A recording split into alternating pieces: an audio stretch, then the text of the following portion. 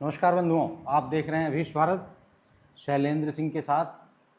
आज हम बात करेंगे कि राष्ट्रपति के अभिभाषण प्रस्ताव पर जिस तरह से 2 दिन पहले राहुल गांधी जी ने हिंदू धर्म की आलोचना की, हिंदुओं को हिंसक बताया, उनका वीडियो सोशल मीडिया पे खूब ट्रेंड किया। के बाद जो लोग अपने आप को हिंदू कहते हैं वो 24 घंटा हिंसा हिंसा हिंसा, नफरत नफरत नफरत। किस तरह से उस व्यक्ति ने कहा कि हिंदू मतलब हिंसा हिंसा हिंसा, हिंदू मतलब नफरत नफरत नफरत, हिंदू मतलब असत्य असत्य असत्य। इस तरह की हिम्मत या इस तरह की जो सोच, जिस तरह से उस आदमी ने संसद में, जबकि पूरा भारतवर्ष देखता है, विश्व देखता है संसद की प्रक्रिया को, वहाँ पे इस प्लेटफॉर्म पे इस तरह से खुल के हिंदुओं के बारे में बोल रहा है और बाद में सफाई देता है कि नहीं नहीं मैं तो बीजेपी और आरएसएस के लिए बोल रहा हूँ।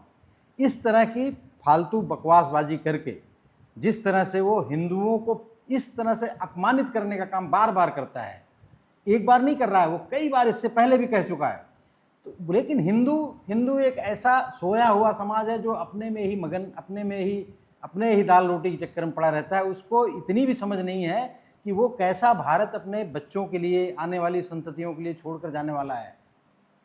जिस तरह की ये मानसिकता चल रही है साउथ में, जो इंडी गठबंधन, इसी राहुल गांधी के सपोर्टर जो पार्टियां हैं, डीएमके, वो कहती हैं कि जी हिंदू इरिडिकेट हिंदुइज्म, हिंदुत्व को ख़त्म कर देना है। और ये खुद अपने कई बार मंचों से कह चुका है कि हिंदुत्व सबसे गंदी चीज़ है, हिंदुत्व को ख़त्म कर दो। लेकिन हिंदुओं को इतनी शर्म नहीं है कि आज भी उसके झूठ में फंसकर किस तरह से उसको उत्तर प्रदेश में इतनी सी चीज़ दिला दी है जहाँ पे भगवान राम का मंदिर बना।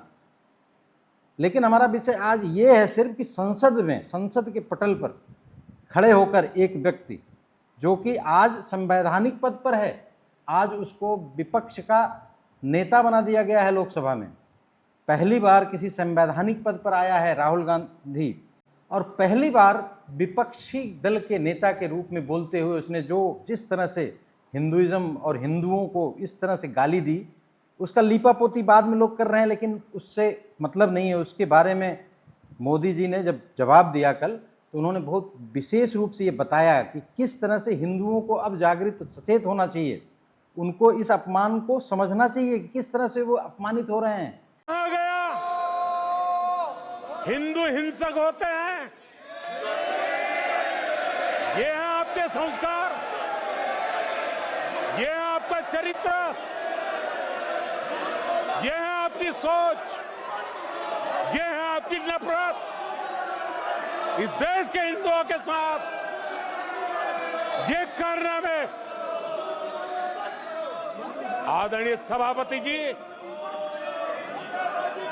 ये देश शताब्दियों तक इसे भूलने वाला नहीं है। कांग्रेस की पुराने समय से यही पद्धति रही है। ऐसा नहीं कि राहुल गांधी अपने मन से बोलता है। राहुल गांधी के जितने हैंडलर्स हैं, ये सब हिंदुत्व और हिंदू जो संस्कृति है इसको विनष्ट करने का सतत प्रयास करते रहते हैं। चाहे अमेरिका में बैठा हुआ जॉर्ज सिरोस से लेकर हिंदुस्तान में बैठे हुए जितने जिहादी कठमुल्ले हैं, जिनके प्रभाव में कांग्रेस शुरू से ही रही है। ऐसा नहीं कि जिनके नाम पे, नेहरू जी के नाम पे जो ये लोग अपना वोट बैंक बनाने की कोशिश करते हैं, नेहरू जी कम हिंदू विरोधी नहीं थे। वो भी विषैले वामपंथ के प्रभाव में इस तरह से हिंदुत्व से घृणा करने लगे थे कि बोलते थे इनके लोग कि भाई हमें हिंदू मत कहो, गधा कह लो, हिंदू मत कहो।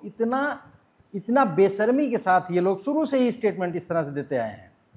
राहुल गांधी जो कह रहा है वो उसी चीज़ का है। इन्हीं के सहयोगी दल और इन्हीं के लोग बार बार कहते हैं कि हिंदू जो है, हिंदू धर्म जो है डेंगू मच्छर मलेरिया की तरह है, इसको समाप्त कर देना चाहिए। इस तरह की नैरेटिव जो ये लोग सेट कर रहे हैं, हिंदुओं में एक एहसास कमतरी या उनके अंदर ये इन्फीरियरिटी कॉम्प्लेक्स ले आने के लिए इस तरह का स्टेटमेंट जो देते हैं, ये जिस तरह से कल मोदी जी ने कहा लोकसभा में कि ये एक प्रयोग है, ये संयोग नहीं है, इसको बाल बुद्धि समझ के छोड़ देना बहुत बड़ी मूर्खता होगी हिंदू समाज की। आज तक ये खत्म होते आए हैं धीरे धीरे।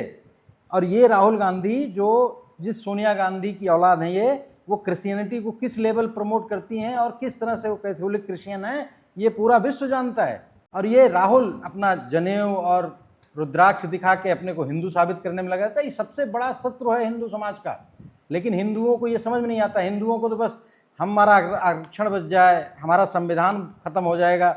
संविधान खत्म करने वाले भी यही लोग हैं, अखिलेश यादव, सपा वाले। ये तो बिल्कुल शुद्ध नौटंकी करता है।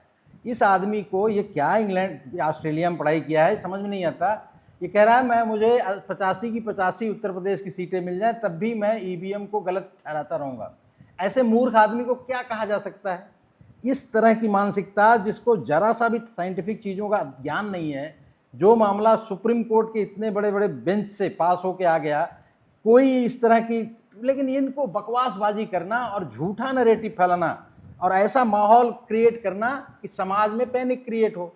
ये राहुल गांधी जिस दिन बोलता है शेयर मार्केट गिर जाता है। मैं शेयर में अपना कुछ पैसा लगा रखा हूँ और मुझे पता है कि जिस दिन ये इसका लोकसभा में भाषण हुआ उसके अगले दिन, जब तक मोदी जी ने इसको काउंटर नहीं किया, शेयर मार्केट बिल्कुल धड़ाम था। और मोदी जी के आते ही फिर उसमें उत्साह आ गया। तो जो बुद्धिजीवी पढ़ा लिखा वर्ग है वो समझ रहा है कि देश का विकास जातिवाद फैला के नहीं हो सकता, जाति सेंसस करा के नहीं हो सकता। देश का विकास होगा तभी व्यक्ति का विकास होगा, तभी इनको फ्री के राशन मिलेंगे गरीबों को, या फ्री के मकान मिलेंगे, तभी इनको पढ़ाई लिखाई में इनका जीवन स्तर ऊंचा किया जा सकता है। 70 साल तक कांग्रेस बैठी रही, इसने क्या किया? आज तक सिर्फ नारे के अलावा इसने कुछ नहीं किया, सिर्फ घोटाले और नारे। आज राज्यसभा में भी यही इनका कारनामा रहा। राज्यसभा में पहले तो आपस में लड़ते रहे जयराम रमेश और इनके अध्यक्ष जो हैं, अब बाद में वहाँ से वॉकआउट कर गए। जब प्रधानमंत्री जी का समय आया बोलने का तो थोड़ी देर हल्ला मचाते रहे, उसके बाद वॉकआउट कर गए। और कल का आपने देखा ही किस तरह से लोकसभा में जिस तरह से ये लोग 1 घंटे से ज़्यादा चिल्लाते रहे, हू करते रहे, और उसमें राहुल गांधी भी इन्वॉल्व था। वो उसका भी हू करते हुए फोटो निकल आया है, बाकायदे वीडियो आ रही है। इस तरह का नेता प्रतिपक्ष अगर इस देश को मिल जाएगा, इस देश को गर्त में डालने का षड्यंत्र तो कांग्रेस का पुराने समय से रहा है। कांग्रेस ही वो पार्टी रही है जो इस देश को बर्बाद करने में किसी तरह की कोर कसर नहीं छोड़ी है। और वही काम राहुल गांधी उसी को आगे बढ़ाते हुए, वो बिल्कुल नहीं पसंद करता कि हमारी सैन्य आत्मनिर्भर हो, हमारा देश आत्मनिर्भर हो, हम राष्ट्रवादी बने या राष्ट्रीय गौरव, हमारा देश राष्ट्र गौरव को प्राप्त करे, विश्वगुरु बने। ये इनके कॉन्सेप्ट में ही नहीं है। इस तरह की भौड़ी और बकवासबाजी करते हैं ये लोग संसद के पटल पे खड़े होकर, जहाँ पे कम से कम 10वीं बार तो ये अध्यक्ष की तरफ पीट करके बात कर रहा है अपने लोगों से। तो इस तरह का छिछोरा व्यक्ति, जिसको बिल्कुल मेरिट पे ये गांव का प्रधान नहीं बन सकता, ये आज नेता प्रतिपक्ष बना हुआ है। ऐसा विपक्ष अगर इस देश में रहेगा तो इससे बेहतर है कि कोई विपक्ष रहे ही ना। अगर ऐसे दुष्ट, जिनको समझ नहीं है कि किस पटल पर खड़ा होकर क्या बोलना है, जो अपनी पर्सनल चीज़ें बता रहा है वहाँ पे, कोई देश, कोई वैसी चीज़ें नहीं, और सब झूठ। एमएसपी की बात किया, एमएसपी झूठ निकली। इसने कहा कि जो सेना की अग्निवीर योजना है उसमें शहीद का दर्जा नहीं मिलता, उसमें पैसे नहीं मिलते, वो झूठ निकली। उसमें शहीद का दर्जा प्राप्त हुआ और 1 करोड़ 8 लाख रुपया प्राप्त किया हुआ शहीद का परिवार सामने आके बता रहे हैं कि भाई मिलता है, बॉर्डर पर मारे जाते हैं। राजनाथ सिंह जो रक्षा मंत्री हैं वो खड़े होकर बाकायदे इसका खंडन भी किए। उसी तरह से क्रिस की एमएसपी पे जब इसने बकवासबाजी शुरू की तो वहाँ पे देखिए वो शिवराज सिंह चौहान जी खड़े हुए और उन्होंने डिटेल बताया कि एमएसपी दी जा रही है। इस तरह का झूठा नैरेटिव सेट करके ये सोच रहा है कि जैसे मैं बकवासबाजी करके अपनी सीटें बढ़ा लिया हूँ, वैसे ही इसी तरह का समझाया जाता होगा, इनको ब्रीफ किया जाता होगा कि ऐसे ही हल्ला मचाते रहो, ऐसे बकवासबाजी करते रहो। और पता नहीं बुद्धि भ्रष्ट हो गई है। राहुल गांधी तो चलो मंद बुद्धि कह के इसको लोग टाल जाते हैं, लेकिन जो सीनियर नेता हैं इनके, जो समझदार हैं, जो पढ़े लिखे हैं, वो भी नौटंकी करते हैं। एक राहुल गांधी और महुआ मोइत्रा, ये 2 गंध उस पूरे लोकसभा के स्पीच में आप देख लीजिए, यही दोनों गंध मचाते रहे। महुआ मोइत्रा चिल्लाती रही 1 घंटे से ज़्यादा तक। जो पैसा लेके क्वेश्चन पूछती थी संसद में, वो फिर टीएमसी से जीत के आ गई है और सिर्फ हूटिंग करती है, नौटंकी। और ये नौटंकी, हूटिंगबाजी सब नेता प्रतिपक्ष जो श्रीमान राहुल गांधी जी हैं, इनकी मध्य बुद्धि का कमाल है। और इसी मंद बुद्धि से ये हिंदुत्व को टारगेट करने की कोशिश करते हैं, हिंदुत्व को ख़त्म करने की कोशिश करते हैं। और उसमें सपा का जो मौलाना अखिलेश बैठा हुआ है वो सबसे गंदा आदमी इस मामले में है कि वो सिर्फ जाति का जहर घोलकर जातियों को, हिंदू को जातियों में बांटकर, और मुल्लाओं को तो मौलवी है ही है, वो मुल्लाओं को वोट लेने के लिए तो किसी भी लेवल पर चला जा सकता है।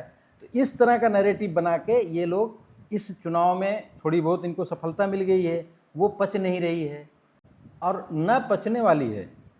बेसिकली ये क्या है, पहले यही लोग थे जिन्होंने हिंदुओं को हिंदू आतंकवाद की थ्योरी गढ़ी थी। आपको पता होगा जब बॉम्बे में ताज अटैक हुआ था, बॉम्बे अटैक हुआ था, ये लोग आतंकवादियों से जिस तरह से षड्यंत्र करके, साठ-गांठ करके और विदेशी विरोधी ताकतों से मिलकर भारत को खुलकर, ये अब तो दिखता है स्पष्ट, अगर जरा सा भी बुद्धि लगाएंगे और सोचेंगे और समझने की कोशिश करेंगे तो आपको दिख जाएगा कि ये लोग विदेशी शक्तियों से मिलकर भारत को कमज़ोर करके, भारत जिस तरह से उभर रहा है विश्व के रूप में, इनको पसंद नहीं, इनको बर्दाश्त नहीं है।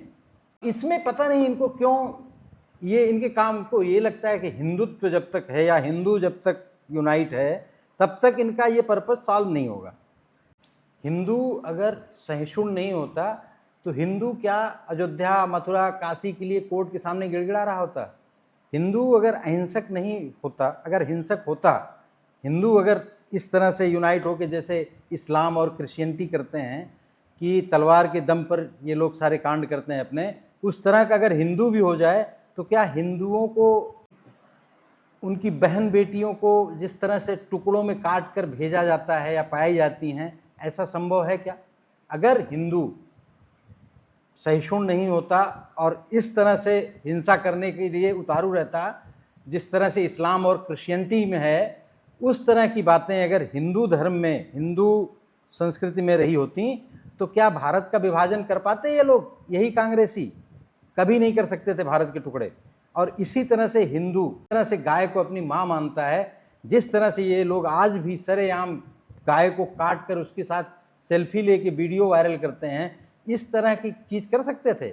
अभी जिस क्रिश्चियनिटी की दुहाई देते हुए राहुल गांधी कह रहा है कि क्रिश्चियनिटी में ईसा मसीह ने कहा कि कोई एक गाल पे थप्पड़ मारे दूसरा गाल आगे कर दो, इस तरह, और जिस तरह से ये वहाँ पे भगवान शिव की फ़ोटो दिखा रहा है और जिस तरह से उन प्रतीक चिन्हों को अपने पॉलिटिकल माइलेज के लिए कि पंजा दिखा रहे हैं, हाथ दिखा रहे हैं, इस तरह का काम कर रहा है। क्या अगर हिंदू असहिष्णु होता या हिंसक होता तो इस तरह से कर सकता था ये आदमी? एक विदेशी महिला से पैदा हुआ व्यक्ति, जिसके बारे में चाणक्य ने बहुत पहले लिखा है कि विदेशी महिला से पैदा हुआ व्यक्ति कभी भी राष्ट्र के लिए राष्ट्रवादी नहीं हो सकता, वो राष्ट्रघाती होगा, राष्ट्रद्रोही ही हो सकता है। ऐसा प्रतिपक्ष का नेता मिला है हमारे देश को जो फर्जी नैरेटिव बनाकर, झूठ बोलकर, जिस चीज़ को ये कभी नहीं माने, संविधान को कांग्रेस ने कभी नहीं माना।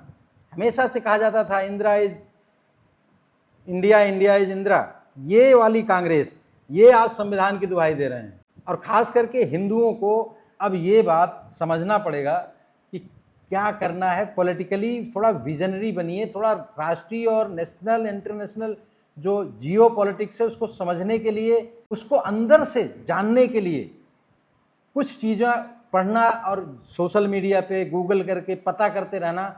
क्योंकि देखिए, देश रहेगा, देश बचेगा, देश समृद्ध होगा, तभी हम समृद्ध होंगे। देश अगर संकट में आएगा तो सब संकट में जाएंगे, ख़त्म होते जा रहे हैं। वैसे भी आज कई राज्यों में हिंदू अल्पसंख्यक हो गया है और ये आपको इसलिए नहीं चिंता है कि आप तो बैठे हुए हैं बढ़िया हिंदू बाहुल्य क्षेत्र में, तो इसलिए आपको समझ में नहीं आता, आपको नहीं पता कि कितनी जल्दी डेमोग्राफी चेंज होती है और किस तरह से संकट के बादल आते हैं। आप ये चीज़ बांग्लादेश और पाकिस्तान से आए हुए हिंदुओं से पूछ लीजिए, वो बताएंगे किस तरह से उनके साथ कितना बड़ा विश्वासघात करके उनको किस तरह से आज तक दर दर की ठोकरें खा रहे हैं। बहुत बड़े बड़े महल उनके भी थे वहाँ पे, लेकिन सब बर्बाद हो जाता है। इसलिए आप लोगों से विनम्र निवेदन है कि आप लोग राष्ट्रवादी बने, राष्ट्रीय जियो पॉलिटिक्स और यहाँ के जो नेतागण हैं इनकी मानसिकता, इनकी बौद्धिकता, इनकी सोच को समझने के लिए सोशल मीडिया से जुड़े रहें, पत्र पत्रिकाओं को उनके हिसाब से नहीं, जो पत्रिकाएं उनके एजेंडे को चलाने के लिए हैं वहाँ से नहीं, अपने बुद्धि को लगा के अपने विवेक से सोचकर कुछ चीज़ों को जानने का प्रयास ज़रूर करें। अपने लिए, अपने आने वाली पीढ़ियों के लिए हम लोगों को जागृत होना जरूरी है। आज की वीडियो बस इतनी ही। जय हिंद, वंदे मातरम बंधुओं, नमस्कार।